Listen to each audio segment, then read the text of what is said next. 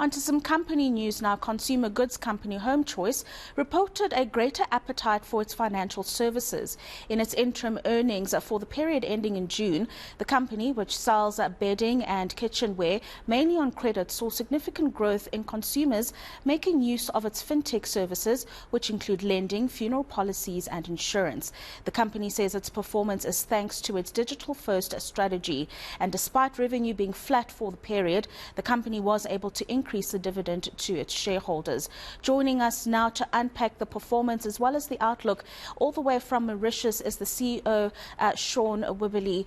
Sean, thank you very much for your time this afternoon. I've mentioned it briefly in my intro that your fintech services seem to be performing well, but what would you say were some of the other drivers of growth for Homechoice in the reporting period? Yeah, the retail business had a tough half. It's been in a recovery period since COVID, and load shedding and the SARPA strike haven't helped their recovery this half. Though they have made great strides in improving their credit risk, which is a key part of their business portfolio, because most of Homechoice's consumers buy their homewares on credit. So that business is starting to bottom out and starting to rise again. But the Weaver fintech business, the financial services side of the group, delivered 95% of the group profits and the majority of the growth. So the operating profit in the financial services side grew 44%, while sales went backwards in retail by 26%. So overall, as you mentioned, flat on our revenue, but up 25% in our operating costs. Tell us a little bit more about your digital-first strategy and really how that's contributed to the growth you've seen in the business despite the challenging operating environment.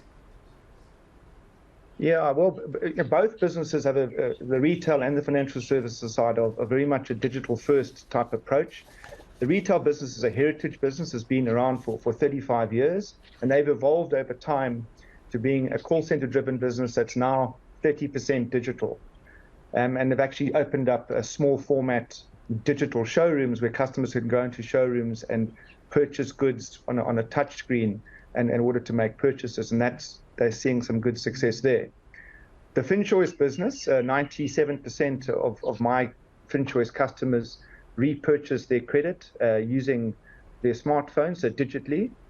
And in our insurance business, which is typically quite hard to sell digitally, we've grown that to a 30% mix. So what this means is overall, 57% of all revenue in the group was generated through digital mechanisms. 81% of all transactions were digital. And this has reduced our average cost per digital transaction in the group. Over 5 years, it's halved to about 260 Rand. And so having a digital first footprint allows you to penetrate the market very cost effectively and at scale. And it really does empower the consumer because she's able to transact where she is, when she wants, 24 hours a day, and do so in the convenience of her smartphone in the palm of her hand. And then outlook on the consumer. You do recognize that consumers are constrained, but you did see that cash collection was solid for the period. But what would you say the outlook is when it comes to the provision of financial services to constrained consumers? Yeah, look, everyone in the financial services or credit issuing part of the market is having a tough time, and the consumers are obviously feeling the pinch.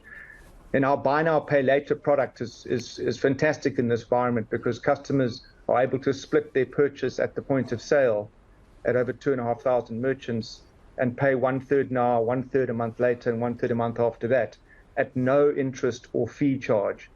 Provided they pay that credit on time. And so what this means is customers are able to afford goods which they would otherwise be struggling in this high interest environment. On the lending side, we have a short-term facility known as the FinChoice Maybe Money product. That gives customers access to withdrawals over the course of a month to get her through a difficult month. And of course, our longer-term products. And on the retail side, they offer credit for their consumers to be able to afford to buy their homeware goods over time. And yes, they've had to tighten significantly, as has the Weaver business in the current environment, but always with an eye to making sure the consumer is lent to responsibly, can afford the credit, and is there to make repeat purchases into the future. Thank you very much for that.